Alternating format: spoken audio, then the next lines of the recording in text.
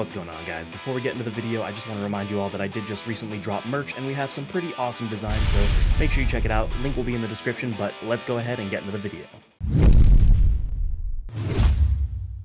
What's going on, YouTube? SuperInsane18 here, and today I am bringing you an Adamancipator updated deck profile. This is one of my favorite decks that unfortunately just never really did anything because it came out at the start of the pandemic, and by the middle of the pandemic, every good card that it had was banned, but it still has always held its place, and there has been a couple of new support cards that have come out, not necessarily Adamancipator support, but just things that work with it in general, so I wanted to bring you guys an updated profile, so let's go ahead and get on into it. So we're going to start things off here with 3 copies of each of the important Adamancipator names, so 3 Researcher, 3 Seeker, and then of course we have our 3 Analyzer. These are just standard. There's no reason to not play 3 of each of these. They're the best Adamantipator monsters. And then we do play one of the only good Adamancipator crystal, and that is going to be the Dragite, because it lets you draw a card and it acts as a water for your level 8 Synchro that we'll show you guys a little bit later. But that is it for the Adamancipator names. On to the new support card that came out in Power of the Elements. We have, and I'm going to butcher this name, like Cartorhyn the Hidden Gem of the Seafront. This card is incredible. For those of you that don't know, you can discard it to let yourself normal summon an extra earth or water in addition to your normal summon that turn, and all of the rocks that we play are earths, so it's a little bit incredible just getting us an additional summon as well. Not to mention, it itself is rock, so you can normal summon it and then special summon out something like the Researcher, but that isn't it. It also special summons itself from the graveyard if you control both a water and an earth, which, since Adamancipator has always been a deck that plays Halki Fibrax, we are always going to have a water and an earth, which is pretty incredible, so it acts as just additional extension. I think that this card actually makes this deck incredible. Then we have 3 copies of Doki Doki. This I kind of want to cut to 2, but honestly I don't know what I would put in its place. It just doesn't feel like it's worth using your normal summon on. It's something that you definitely would rather like reveal off of your Adamancipator effects than just normal summon. But it really isn't that bad of a normal summon either, because you can use it to get like your Analyzer or something like that out of the deck, or even the next card, which is going to be the Koa'ki Meru Guardian. This card is a early negate that we can put up, letting us play around cards like Nibiru or other hand traps. So I think that this card is still a staple, which is also paired with the Supplier. Not only does Supplier search for the Guardian if you special summon it, but if a rock monster leaves your field while it's in the hand, you can special summon it as well, making it an additional extender, so I think that that is incredible. And for the last of the actual monsters, we are playing 3 copies of Parallel Exceed. Not only does it just help you get into one of the best extra deck monsters, being Gallant Granite, since you are able to go for a rank 4 play with it, but it's also just there for additional extension. It gets you 2 extra bodies, so if you're going for gaming and you just need something else to link climb up, Parallel Exceed is definitely very good. But that was it for the actual monsters. We are going to still be playing some hand traps, which is DD Crow. I think that DD Crow is the absolute best hand trap of the format. It's the only hand trap, in my opinion, that actually does enough. When you look at other hand traps, like, yeah, they hurt certain aspects of certain decks, but when you look at the top decks of the format, DD Crow just kind of stands above all the rest. You're able to hit the Ronin Totem and Sprite, or if you draw it as your 6th card, you can hit the Totally Awesome and prevent them from ever reborning it. Against Tearlament, you can prevent them from fusing at all, since they have to fuse with themselves. As soon as they activate their effect, you DD Crow the one that activated the effect, and they lose out on a fusion. I think that this hand trap is the only one that just overperforms, but we are still also playing Ash Blossom just because we needed the space, and Ash Blossom is the next best one.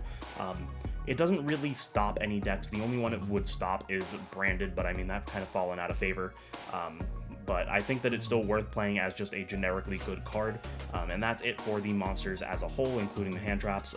Then we have a very small spell count to finish off the deck. We have our 1 copy of Called by the Grave, because this card's just insane. You always need to be able to either stop a hand trap or banish a threat in grave, so I think that this card is, as long as it's legal, it's always going to be played. Then we have 2 copies of Pot of Desires. Everything in this deck is a 3 of, so there really isn't anything that is too detrimental to banish, so why not get an extra 2 cards in your hand? I think that this is the best pot to play in Adamancipators. There's also nothing in your extra deck that you can really justifiably banish if you wanted to play something like Prosperity, so I think that Desires is the right way to go here. Then we have 3 copies of Adamancipator Signs. Not only is this a monster reborn for any rock monster, but if you reborn an Adamancipator, you get to stack the top card of your deck with any rock of your choice, meaning that you can guarantee that your Adamancipators won't miss on their effects and that they will reveal something that you want. And then finishing it off, you want 3 copies of Triple Tactics Talent. I think that this is one of the most insane cards in the format because everybody's going to be activating monster effects on your turn. It doesn't matter whether you go first or second. They're either going to hand trap you, or they're going to do something like Totally Awesome or Sprite Elf, or literally anything. Any of the tier limit monsters like Havness, or if they mill anything, they get to use the effects. So having the Tactics Talent to just do one of its 3 incredible effects during your turn when your opponent inevitably activates a monster effect, really strong. And that's it for the main deck. It is 40 cards. Let's show you guys the extra. So moving on to the extra, we are playing a Formula Synchron. This is for the Hulk. You can leave the Hulk on your field, tag it out into this to get a draw. Maybe you'll get a hand trap, probably not. We're only playing 6 of them, but that's not important. The important part is that it'll then let you climb into something else that you might need, since you can use it to quick sync during your opponent's turn. We then have the Herald of the Arclight. This is an incredible card that you can make very easily with the Formula Synchron, as well as if you don't just already make it on your turn naturally. But against here, this is pretty much a death sentence, so I think that it's absolutely mandatory. But not just that, it is technically an Omni Negate as well. But we also have the Crystron Quandax, which is a level 4 version of Formula Synchron. You tag the Hulk out into the Quandax, and it acts as a level 4 tuner that lets you quick sync. If I remember correctly, this one also lets you do it during the battle phase, which may or may not come up, but just the different level modulation for being able to synchro during your opponent's turn, I think, is very important. Then onto the Adamantipator Monsters. We have 1 of the Risen Raptite and 1 of the Dragite. These are the only 2 that I think are worth playing. I don't think that the Fire one is really worth it. One, we're not really playing Fires other than Ash Blossom in the deck anyway, so the chance of it being active are very slim, but other than that, I just don't think its effect is all that good. This obviously is just a bigger Adamancipator. You get to reveal the top 5 and summon. The cool part about it is you are able to summon your tuners, which the little Adamancipator monsters are not able to do, so this can kind of get you further than the little ones would. Not to mention it's a level 6, which helps you link climb into an 8, or not link climb, but synchro climb into an 8 if you have another 2 on board. And then this is just incredible. It's a spell trap negate if you have a water. We are going to have more waters than normal since we now play that hidden gem of the Seafront, not to mention the crystal Dragite as well. But the other important part is it helps you go for game because you can reveal the top 5 and then shuffle or return to the hand. I don't remember which off the top of my head, but as many as rocks you revealed, so you can potentially just get rid of 5 cards your opponent controls and swing for massive damage, so I think that that's incredible. Then we have 1 copy of Crystal Wing. I think Crystal Wing in this deck is better than Borreload Savage at the moment. The deck has kind of evolved away from what it used to do, where Hulk became something that you use to link climb further up into something like an Appaloosa. Now you tend to want to leave your Hulk on field so that you can go into something like the Formula Synchron or the Crystron Quandax.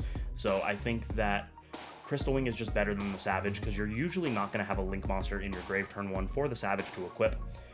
Then we have the Baron de Flor, just because it's an incredible card. Omni Negate, level 10, very easy to make, nothing else really needs to be said. And then Satellite Warrior, this card is really cool, and part of the reason we want to leave the Crystron on the field, because if we have either a 6 or an 8, we can go into either our Formula or our Quandax and make the Satellite Warrior, and then Satellite Warrior will destroy cards on the field, and that equal to the number of synchros that you have in your graveyard, and then gain 1,000 for each. So this card is incredible not only for interrupting your opponent, but also just pushing for game with massive damage. That is it for the synchros. Onto the 1 XYZ, it is just the Gallant Granite.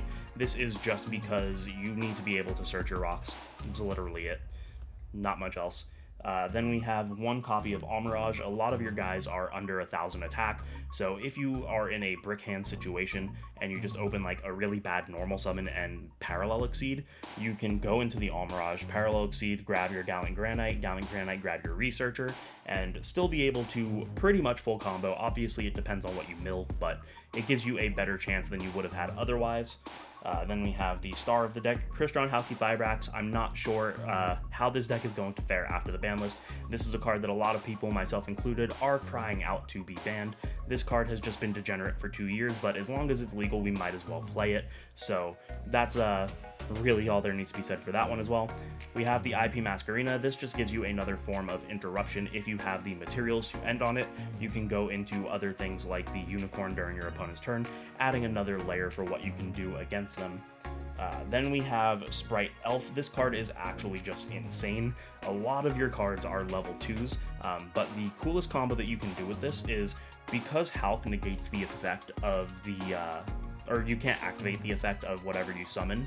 If you summon like a Researcher that you haven't used yet, you then use the Researcher and something else to go to Elf. Elf reborn the Researcher, and then Researcher's live, so you kind of just got an additional effect for no reason. Not to mention, if you manage to make this in the extra slot, so like, if you make it before you make the Hulk, then you make Hulk, then you do something else with the tuner, then you bring it back with the Elf because you haven't used the Elf yet, you can make it that Elf is going to protect things on your field, because it makes anything that it points to not able to be targeted. And then finishing off the extra deck, we have the Unicorn and the Access Code.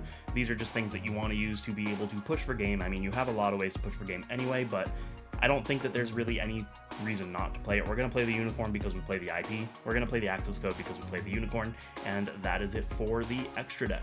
Alright guys, so typically at the end of the video is where I would show you some kind of combo tutorial, but Adamancipator isn't really a set in stone, no pun intended, combo tutorial type of deck, because it really does depend on what you mill. So instead of that, I do have locals tomorrow. I am going to play this at locals tomorrow, and I will be recording my duels as well, so hopefully I get a good live duel to show you guys what this deck can actually do in a live tournament setting, so make sure you stay clear for that. But you guys know the deal. Thank you so much for watching. If you liked it, make sure to hit the notification bell, subscribe, like, comment, share with your friends, all that jazz, and maybe consider supporting me on Patreon, because for just $1, you can support the channel in a way that I would never be able to tell you how much I fully appreciate. Thank you guys so much for watching, and I will see you in the next one.